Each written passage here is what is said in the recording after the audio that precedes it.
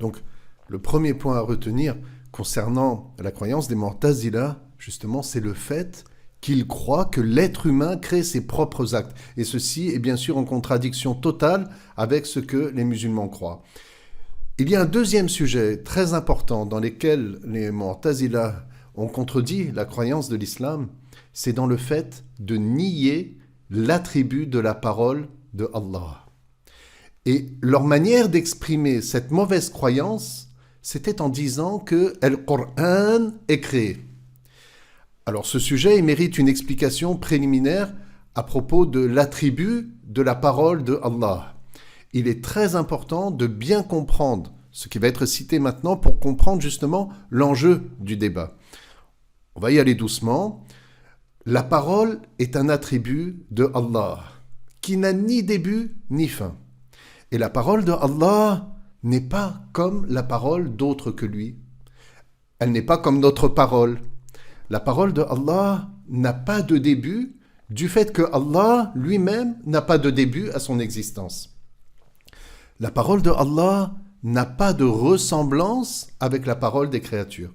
Nous, notre parole, elle est faite de sons, de lettres qui donnent des mots, elle est entrecoupée, on a besoin de cordes vocales, on a besoin d'une langue, mais Allah n'a aucune ressemblance avec les créatures.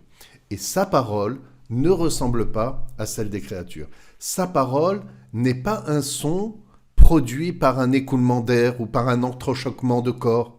Sa parole n'est pas par une lettre qui se produirait en rabattant une lèvre ou par un mouvement de la langue. Il faut bien comprendre que nous, musulmans, nous croyons que le prophète Moussa, alayhi salam, a entendu la parole éternelle de Allah Ta'ala, sans lettre ni son. Yani Allah, Azza wa Jal, a fait entendre sa parole au prophète Moussa, alayhi salam. La raison ne juge pas impossible d'entendre ce qui n'est ni lettre ni son. Donc, nous les musulmans, croyons que Allah a l'attribut de la parole. Nier l'attribut de la parole, le fait de nier l'attribut de la parole est contraire à l'islam. Nous disons que la parole de Allah, qui est son attribut, n'est pas avec des lettres se succédant les unes aux autres, comme notre parole à nous.